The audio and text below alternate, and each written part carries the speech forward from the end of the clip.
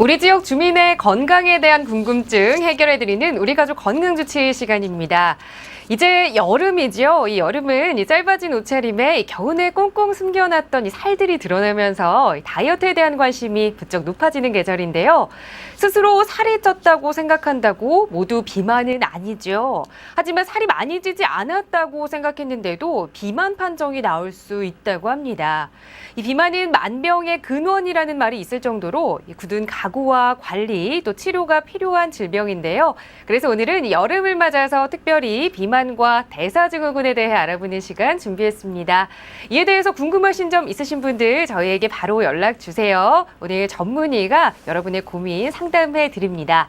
네, 그럼 오늘의 주치 먼저 소개해 드리겠습니다. 명지병원 내분비내과 이재혁 교수님 나오셨습니다. 교수님 안녕하세요. 네, 안녕하세요. 명지병원의 이재혁입니다. 네, 교수님 요즘 같은 날씨에 정말 많은 분들의 관심이 집중되어 있는 병이죠. 네. 이 비만, 네. 어떤 상태를 비만이라고 정의하는 건가요? 네, 단순히 체중이 많이 나가는 과체중과는 좀 다른 개념인데요. 운동선수 같은 경우에 체중이 아주 많이 나가더라도 근육량이 많기 때문에 비만하다고 할 수는 없습니다.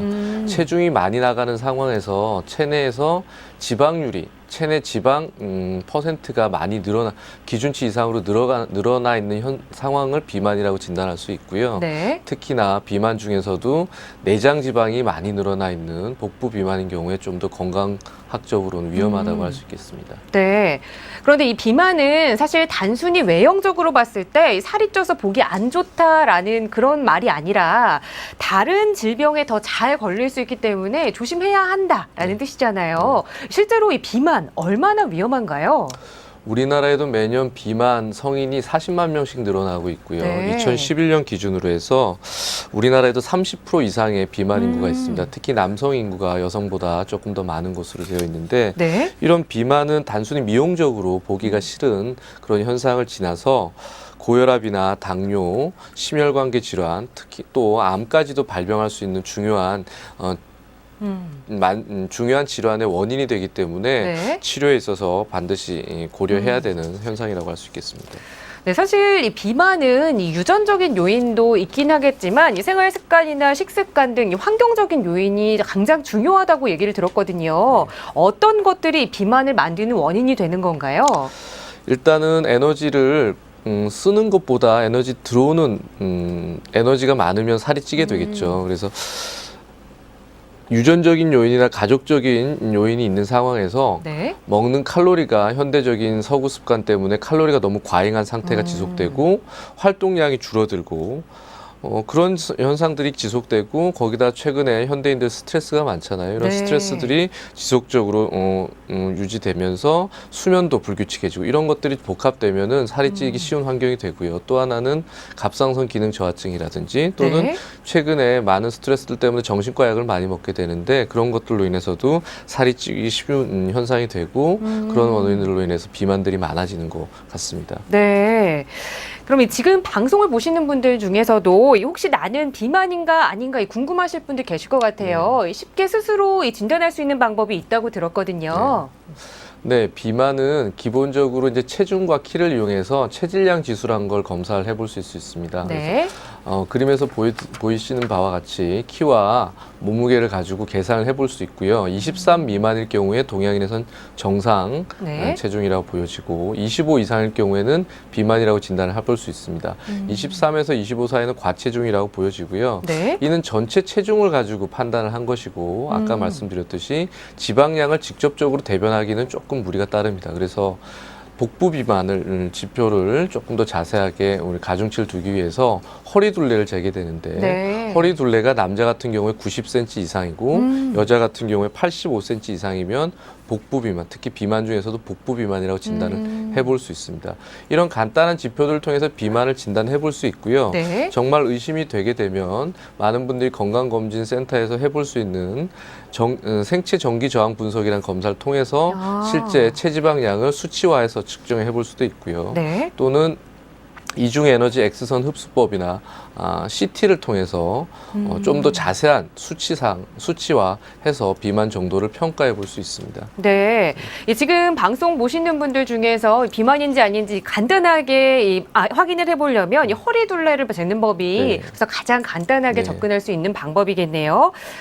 또 최근에는 우리가 이 마른 비만이다라는 이야기를 종종 하는데요. 이 마른 비만은 어떤 상태를 말하는 거고 또 마른 비만이 사실 더 위험하다라는 얘기를 들은 적이 있거든요. 그 이유도 좀 궁금해요.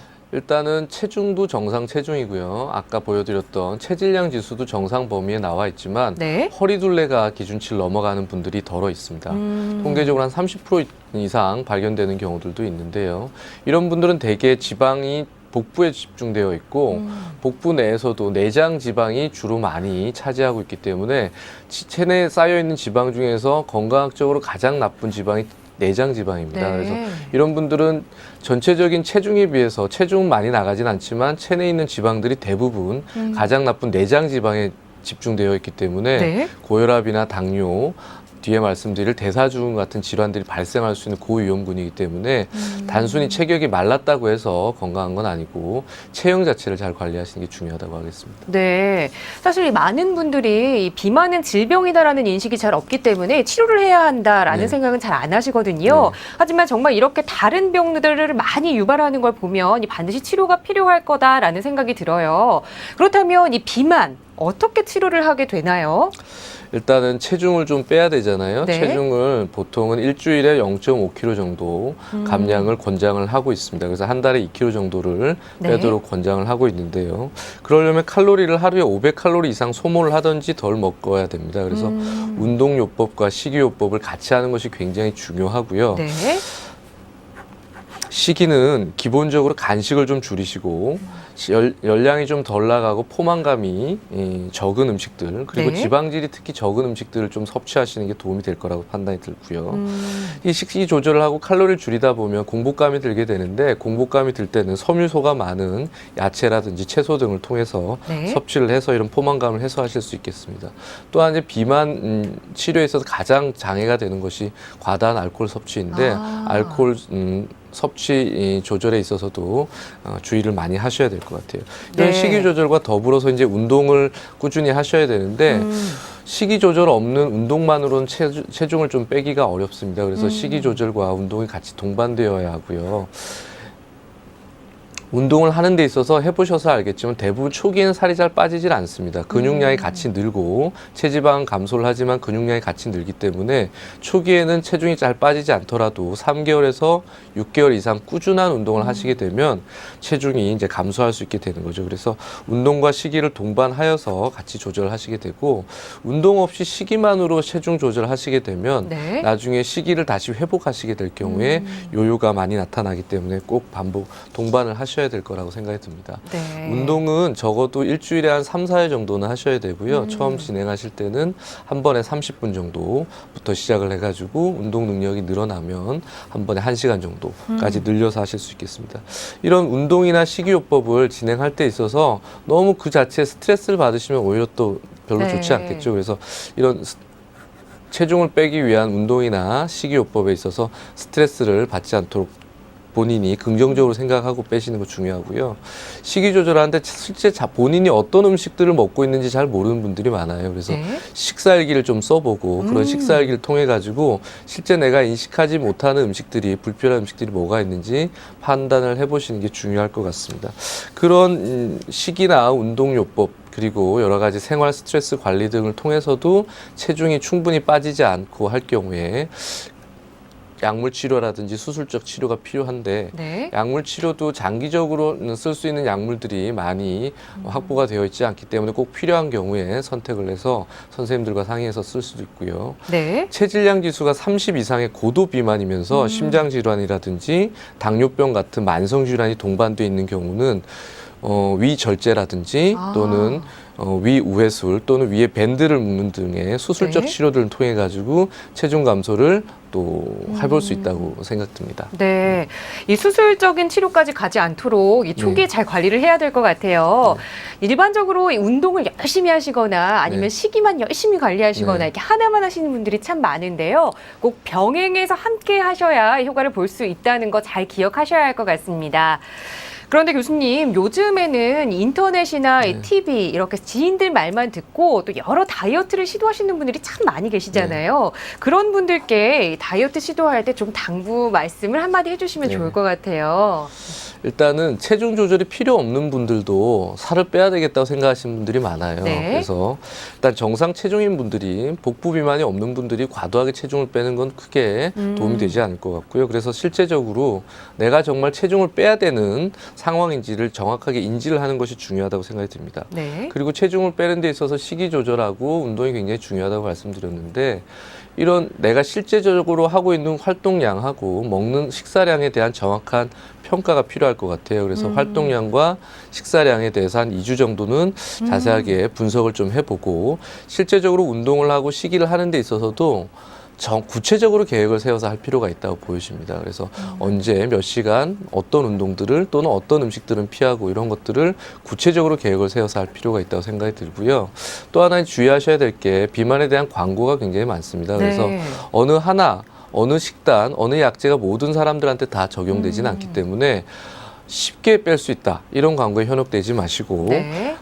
자기한테 맞는 패턴을 찾으셔야 될 것 같아요. 그래서 시기도 지중해 시기니 채식이니 뭐 간헐적 단식이라든지 또는 저지방 시기, 고단백 다이어트 여러 가지 다이어트들이 많이 나와 네, 있잖아요. 맞아요. 그런 다이어트들이 모든 사람들한테 효과를 볼 수 있는 건 아니기 때문에 내가 가지고 있는 동반 질환이라든지 내 상태라든지 이런 걸 생활 패턴을 잘 파악하셔가지고 맞는 것들을 잘 선택하시면 도움이 네. 되지 않겠나 생각이 듭니다. 네, 저도 오늘 말씀해주신 이 식사 일기를 한번 써봐야겠어요. 지금까지는 이 비만에 대한 다양한 이야기를 나눠봤는데요. 계속해서 비만과 밀접한 관련이 있는 병에 대해 하나 더 살펴보겠습니다. 바로 이 대사증후군인데요. 많은 분들이 이 질병 때문에 힘들어하고 계신다고 합니다. 그런데 사실 저는 조금 생소하거든요. 이 대사증후군 어떤 질병인가요? 네, 비만이란 상태는 그냥 현상이죠. 예, 질환이 아직 아닙니다. 근데 비만이란 상태가 지속적으로 유지가 될 때, 특히나 전신 비만보다는 아까 말씀드렸던 복부 비만이 오랫동안 지속되게 되면 네. 이 복부 내에 있는 특히 내장에 녹아있던 지방들이 흘러나오게 됩니다. 그래서 혈중 내에 많이 돌아다니게 되고 이런 네. 과도한 지방산들이 간이나 근육대에 축적이 되게 되면 축적된 지방산들이 몸에서 에너지 대사를 조절하는 인슐린이란 중요한 호르몬의 기능을 떨어뜨리게 되는 거죠. 그래서 인슐린 저항성이라는 상태를 만들어내게 됩니다. 네. 그런 상태까지 유발이 되게 되면 단순한 비만 상태를 벗어나서 혈압이 올라가고 콜레스테롤이 올라가고 혈당이 올라가는 그런 질환들이 동시다발적으로 생기게 되죠. 이런 동시다발적인 여러 가지 복부 비만을 기본적으로 근간으로 해서 고혈압, 당뇨, 고지혈등이 동반되는 현상을 대사증후군이라고 정의할 수 있습니다. 네, 정말 심각한 질병으로 이 네. 비만이 발전을 하는 건데요. 그렇다면 현재 이 우리나라에 이 대사증후군을 앓고 계시는 환자분은 어느 정도나 되나요? 대략적으로 대사증후군이 30세 이상 성인을 기준으로 했을 경우에 네. 비만의 경향과 비슷하게 가는데요. 4명 중에 1명 정도, 한 30% 정도, 25% 내지 30% 정도가 대사증후군이라고 합니다. 네. 특히나 우려되는 것은 남성분들 같은 경우에 40대, 50대 대사증후군이 굉장히 많습니다. 이런 것들은 이제 남성분들이 과도한 외식과 과도한 알코올 섭취, 네. 그리고 활동량의 저하 등을 통해서 비만 인구가 그 연령대 늘고 있기 때문에 이런 것들이 원인이 될 수 있고요. 여성분들은 50대 이후에 갱년기 이후에 체지방량이 느는 경향들이 있거든요. 네. 그래서 그런 경향들과 더불어서 여성들 같은 경우에는 50대, 60대의 대사증후군이 조금 더 늘어나는 경향을 보이고 있습니다. 네. 그렇다면 이 지금 방송 보시는 분들이 내가 혹시 대사증후군은 아닐지 진단해 보실 수 있는 집에서도 간단하게 할 수 있는 방법이 있다고 들었거든요. 네. 일단 기본적으로 대사증후군의 원인이 되는 것은 아까 정의에서도 말씀드렸지만 복부 비만이 동반이 되는 것이 원인이 되겠죠. 그래서 허리둘레를 측정을 하셔서 허리둘레가 동양인 같은 경우에 남자는 90, 여자는 85를 넘어가면 아, 내가 복부 비만이 있구나 판단을 하셔야 되고요. 그럼 복부 비만이 있는 상황에서 혈압이 수축기 혈압이 130, 이완기 혈압이 85 이상이거나 또는 고혈압 이미 진단을 받아서 약을 드시고 계신 경우 네. 또는 고지혈증이라고 해서 콜레스테롤이 높은데 콜레스테롤 중에서도 중성지방이라는 콜레스테롤이 150을 넘거나 몸에 좋은 콜레스테롤이죠. HDL이란 콜레스테롤이 남성 같은 경우에 40 미만, 여성 같은 경우에 50 미만일 경우 또는 이런 고지혈증이 이미 약을 드시고 있는 경우라든지 네.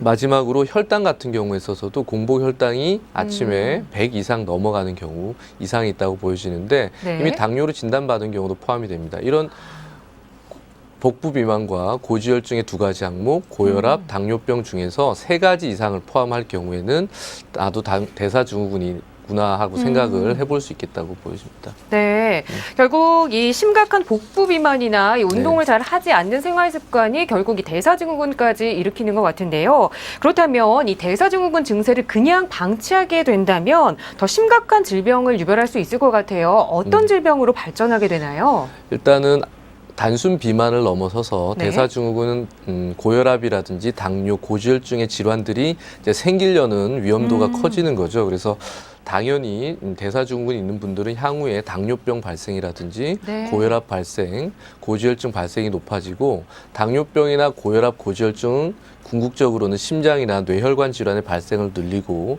사망률이 늘어날 수 있습니다. 또 하나 이런 혈관 질환을 떠나서 비만하게 되고 대사증후군이 있게 되면 암 발생률도 높기 때문에 굉장히 건강학적으로 여러 가지 질환의 발생에 많이 기여를 할 수 있다고 보여집니다. 네, 그렇다면 이 초기에 빨리 대사증후군을 치료하는 게 중요할 것 같아요. 만약에 내가 대사증후군이다라고 한다면 어떤 방법으로 치료를 할 수 있을까요? 일단 근본 원인이 비만이잖아요. 그래서 네. 비만이고 특히나 복부 비만이기 때문에 허리 둘레를 줄이는 게 중요합니다. 단순히 절대 체중을 줄이는 것도 중요한데요. 그것보다는 체형 관리를 통해서 네. 허리 둘레 사이즈를 기준치 이상 이 미만으로 줄여가는 게 중요하겠고요. 운동이나 식이요법을 통해서 적절한 체형 관리, 그리고 체지방의 감소를 가져와야 되고 이미 단순 비만을 넘어서서 고혈압이나 고지혈증, 당뇨병의 질환 기준에 넘어서는 분들도 많기 때문에 네. 운동이나 식이요법으로 체중 관리가 잘 되었음에도 불구하고 이런 질환들이 조절이 안 될 경우는 각각의 질환들에 대해서도 약물 치료라든지 적절한 치료가 동반되어야 한다고 생각됩니다. 네, 이번에는 이 시청자분들께서 보내주신 사례를 중심으로 조금 자세히 살펴볼게요. 먼저 이 4482님께서 질문을 주셨습니다. 20살 여자입니다. 원래 40kg대 몸무게였는데 대학 입학 후에 운동을 안 해서 그런지 몸무게가 늘었습니다. 그런데 살이 찌니까 생리통이 갑자기 너무 심해졌는데요. 혹시 이 살이 쪄서 이 비만이라서 생리통이 심해질 수도 있는 건가요? 라는 질문 주셨어요. 확실한 인과관계가 뭐 다 밝혀져 있지는 않지만 여성분들 같은 경우는 체중이 너무 갑자기 빠진다든지 또는 체중이 너무 갑자기 늘어서 체지방량이 갑자기 늘 경우에 여성 호르몬의 변화가 동반될 수 있습니다. 네. 그래서 생리불순이라든지 생리통이 나타날 수 있고요. 체중이 갑자기 특히나 여성분들 같은 경우에 운동 없이 체중이 늘 경우에는 대부분의 체지방량 증가로 나타나게 되거든요. 그러니까 체지방량이 늘어나게 되고 대부분은 또 복부 지방이 많이 늘어나게 됩니다. 네. 그래서 지방량 증가로 인해서 여성 호르몬의 여러 가지 주기 변화라든지 이런 것들이 생리통을 유발할 수도 있고 과도한 복부 지방의 증가로 인해서 하복부에 대한 압박이 좀 많아지고 이런 자궁 내 자궁의 구조적인 네. 이런 압박들도 자궁 내 건강을 해치는 원인이 될 수 있을 거라 생각이 듭니다. 네, 이 비만이 미치는 영향이 정말 그 범위가 넓다라는 생각이 드는데요. 이번에는 3822님께서 주신 사연입니다. 30세 남자 회사원입니다. 평소 아랫배가 좀 나왔는데 최근 2달 사이에 배가 더 많이 나왔습니다. 그런데 오른쪽 배만 살짝 더 나온 것 같아요.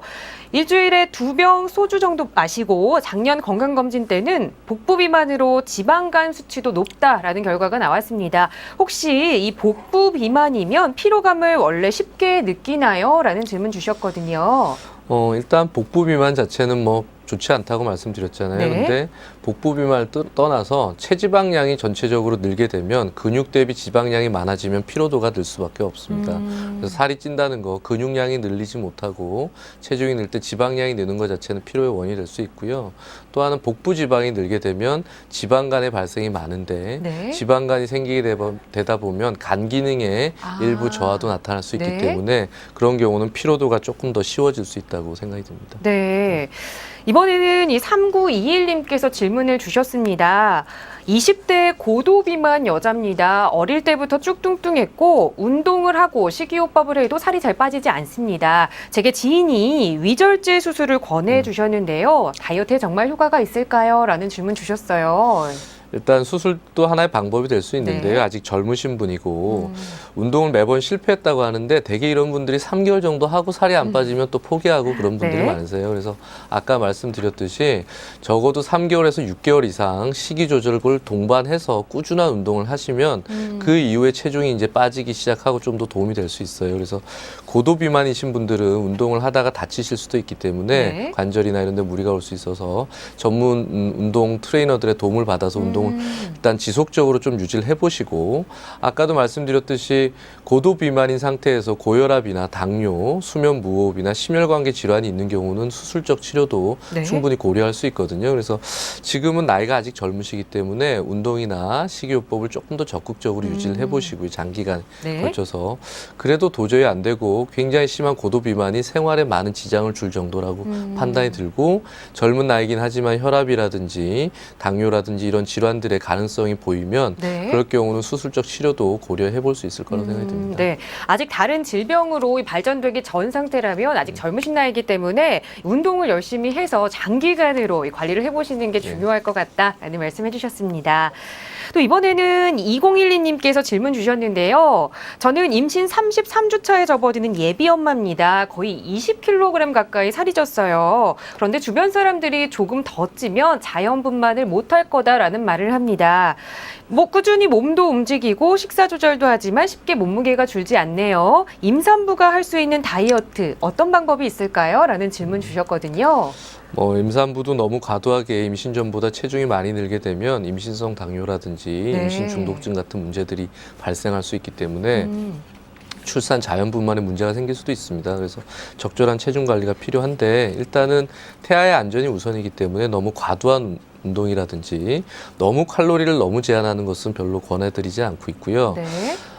식이 조절함에 있어서 탄수화물 양을 좀 적절히 많이 조정을 하셔서 저탄수화물 식이를 하시는 것이 체중 조절에 조금 도움이 될 수 있지 않겠나. 그리고 적절한 운동을 꾸준히 태아의 안전에 또 위험이 없는 범위 내에서 하시는 게 도움이 되지 않겠나 싶습니다. 네, 이번에는 이 대사증후군 관련 질문이 들어왔습니다. 1077님께서 질문 주셨는데요. 50대 주부입니다. 몇 년째 대사증후군을 앓고 있는데요. 식습관을 조절하려고 하지만 사실 불규칙적인 습관 때문에 쉽지가 않습니다. 그런데 제가 이 몇 달 전부터 눈이 잘 안 보입니다. 가까이 있는 물건도 찌푸리고 봐야 보이는데요. 혹시 대사증후군이 시력에도 안 좋은 영향을 미치나요? 라는 질문 주셨거든요. 일단 50대 이상의 갱년기를 겪고 있는 주부들이시고 대사증후군이 동반돼 있는 경우에 고지혈증이나 당뇨병, 고혈압 등의 질환이 이미 발생했을 가능성도 많습니다. 그래서 특히나 당뇨병 같은 경우에 백내장 등의 노인성 안질환들이 조금 더 조기에 발생하는 경우들이 많습니다. 그래서 대사증후군이 있고 혈당 이상들이 동반돼 있는 경우는 안과에 내원하셔서 남들보다 조금 이른 나이긴 하지만 네. 백내장 등의 질환들이 조금 더 빨리 발생하진 않았는지 검사를 받아보시는 게 도움이 될 것 같습니다. 네. 선생님, 마지막으로 이 대사증후군이나 이 비만 때문에 고민하시는 분들께 당부의 한 말씀으로 정리해 보도록 할게요. 인류가 진화를 하면서 많은 혜택을 받죠. 우리의 여러 가지 영양분의 많은 좋은 영양소들이 많아졌고 네. 음식들도 많아졌고 생활도 편리해졌죠. 이런 편리함을 누리다 보니까 어쩔 수 없이 전 인류가 비만해지고 있습니다. 그래서 비만한 질환들이 궁극적으로 지금 당장은 생활에 있어서 불편함이 없더라도 나이가 노화를 하면서 결국은 고혈압이나 당뇨, 고지혈증 더 나아가서는 심장 질환이나 뇌혈관 질환 같은 만성 질환들을 일으킬 수 있기 때문에 네. 조금 더 젊은 나이에 특히나 아까 말씀드렸듯이 30, 40대 남성분들이 비만도가 굉장히 많고 대사증후군의 발병률이 굉장히 높거든요. 그래서 많이 바쁘신 생활 패턴이긴 하지만 조금 더 시간을 내셔서 운동과 식이에 대해서 좀 더 관심을 가지고 지치지 마시고 꾸준히 운동 생활요법을 하시면 결국 비만을 정복할 수 있지 않을까 생각이 듭니다. 네, 교수님 오늘 좋은 말씀 잘 들었습니다. 네, 감사합니다.